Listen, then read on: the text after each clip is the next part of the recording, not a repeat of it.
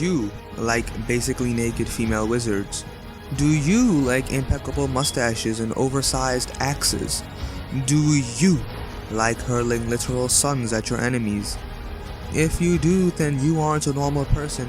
You, my friend, are the lion's sin of pride, Escanor. Escanor is surprisingly a normal human.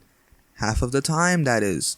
This hunk of a man has the power of sunshine. It basically gives him big PP energy the higher the sun is, and erectile dysfunction the lower the sun is. Along with his power, his size also grows.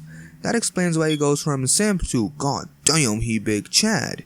This increases not just his physical strength and magical power, but also his mentality, and oh boy, when he changes, his personality does a 180. Our local Lionson of Pride uses the divine axe Rita. Apart from its sheer size and weight, literally making GALAND look like a man in his 80s, it has the ability to store the PP energy Chad Escanor releases throughout the day. Escanor can then command the divine axe to ejaculate all of this energy, basically creating a sun due to the sheer amount of power. Oh, by the way, he can make a fly like he's Thor. Escanor has 3 forms he can effectively use in battle. There is his normal Chad form, in which the rising sun makes his size and magic grow. There is also the second form, the One. When using the One, Escanor taps into power accumulated over years and becomes nigh invincible.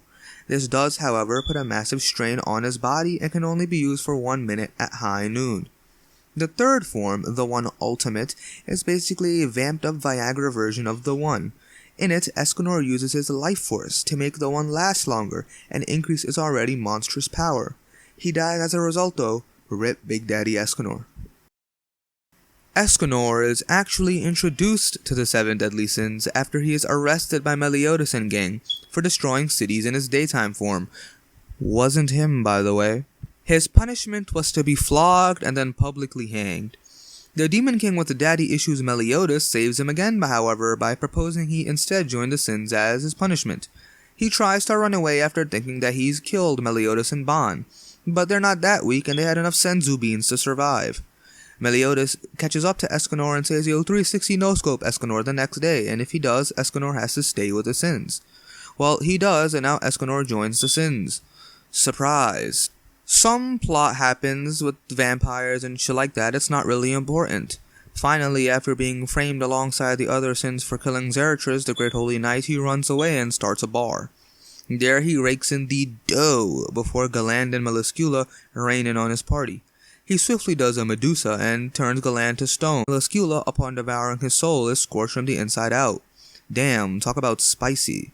He groups up with the sins, fights Estarossa, annihilates Estarossa with his flaming balls, no homo, and also releases big PP energy to decimate Gloxinia and Dolor. Lit. So yeah, skip some more plot and now he's battling anti-Simp Meliodas. He gets his ass handed to him, since Meliodas really isn't that weak in his anti-Simp form, but the One pulls through and he violently rapes Meliodas with his hand. Skip some more plot and now Escanor uses the One Ultimate to fight against Demon King Meliodas. No jokes in this section. He shows pride, not just in himself, but also his companions. As he uses up his life force, he talks to his comrades one last time, reminiscing and thanking them. He thanks Meliodas for saving him, and says he is his best friend in the world. He professes his love for Merlin, and then after a bittersweet goodbye kiss, he vanishes, finally becoming one with the light he always used. So that's it for the video, everyone. I hope you enjoyed, and if you did, drop a like and comment what you guys want to see next. If you want to see more 7 Deadly Sins and anime and manga content, subscribe to stay up to date. Until next time, see ya!